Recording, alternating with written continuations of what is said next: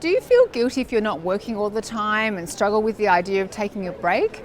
Or do you feel guilty about not being able to get started at all? In science, this is called productivity guilt, and in this video I'll explain why it happens. And at the end of the video I'll give you some techniques to help you relax without that nagging feeling of failure. And I'll share one super effective tip that it's scientifically proven to promote sustained concentration and reduce mental fatigue when you're working. Welcome, I'm Sophie Scott, a broadcaster, international speaker and author on maximising human potential, mental health and mindset. Productivity guilt is the feeling of shame that can arise when you perceive yourself as not being productive enough. It's a common experience for many people. In fact, both my husband and I had it for many years. It's particularly prevalent amongst those who are high achievers or perfectionists. But productivity guilt can lead to negative feelings such as self-doubt, low self-esteem and decreased motivation, all which harm your productivity in the long run. According to American psychologist Mark Travers, people who suffer from productivity guilt use phrases like, "I can't wake up early so I'm missing out the most productive part of the day," or "I waste too much time watching TV but can't help it," or "Whenever I need to get something done, I have an irresistible urge to do something else." While for others, you just can't switch off. And you might say things like, "I feel like a failure if I take it easy. I'm wasting so much time. I should be doing so much more." Whether you're struggling to get started or can't stop working, there are several factors that can contribute to productivity guilt. One of the most common is the pressure to achieve unrealistic goals. These days we're bombarded with messages telling us to do more, work harder, be more productive. This can lead to unrealistic standards that are impossible to achieve, and this can result in feeling guilty and inadequate. Perfectionism is another factor that can lead to productivity guilt. If you're a perfectionist, you might have high expectations of yourself, and you can often view anything less than perfect as a failure. This mindset can lead to procrastination, as perfectionists often delay tasks until you feel you can do it perfectly. This delay can result in missed deadlines, increased stress, and ultimately productivity guilt. Fear of failure is another factor that contributes to these feelings. If you're afraid of failing, you may put off taking risks or delay decision making, all of which can lead to feelings of guilt if your productivity drops. This can also be self-perpetuating, as the longer you put something off, the more daunting these tasks become, making it even more challenging to start. And where you work and live makes a difference. We know in some cultures and workplaces, productivity is highly valued, and you might just be expected to work very long hours. This can lead to a sense of guilt if you take a break or engage in activities you enjoy. But overworking can have serious impacts on your health. For example, in a study on students, researchers found that those who scored higher on the workaholism scale had lower psychological well-being, lower self-acceptance, and more physical complaints compared to students with lower scores. Not taking regular breaks can lead to burnout and exhaustion.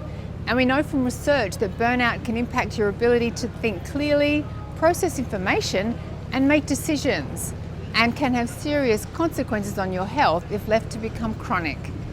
With this in mind, it's clear that overcoming productivity guilt requires a mindset shift in your behaviour. For example, make sure you're setting realistic goals, ones that are achievable. And this involves identifying your priorities and breaking down larger tasks into smaller, more manageable ones. By setting achievable goals, you can avoid the stress and anxiety that comes from never getting to the end of your to-do list.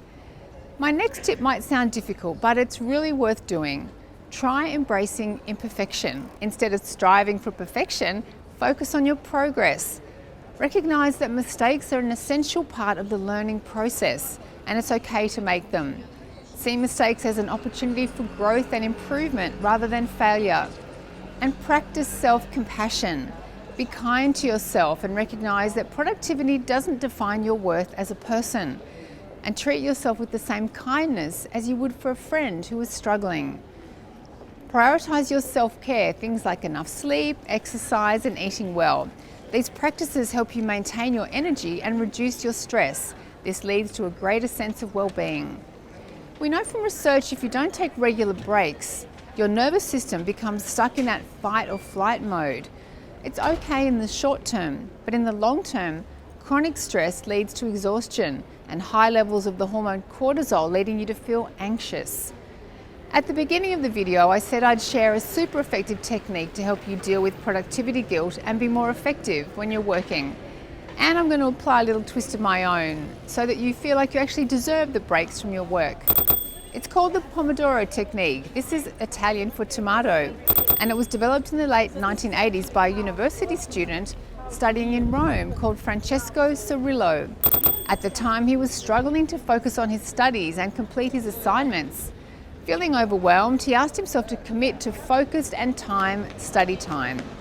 The timer he used was shaped like a tomato, and he found it worked.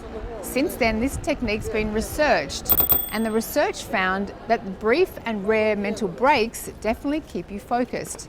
So here's how it works. Choose your task, set your timer to 25 minutes, and then work until the timer rings. Then take a 5-minute break. Do this 3 more times. After a total of 4 sessions, you can then increase the length of your break to 20 or 30 minutes. But here's a slight twist I'd like you to add. At the start of each break, tell yourself, I've earned this break.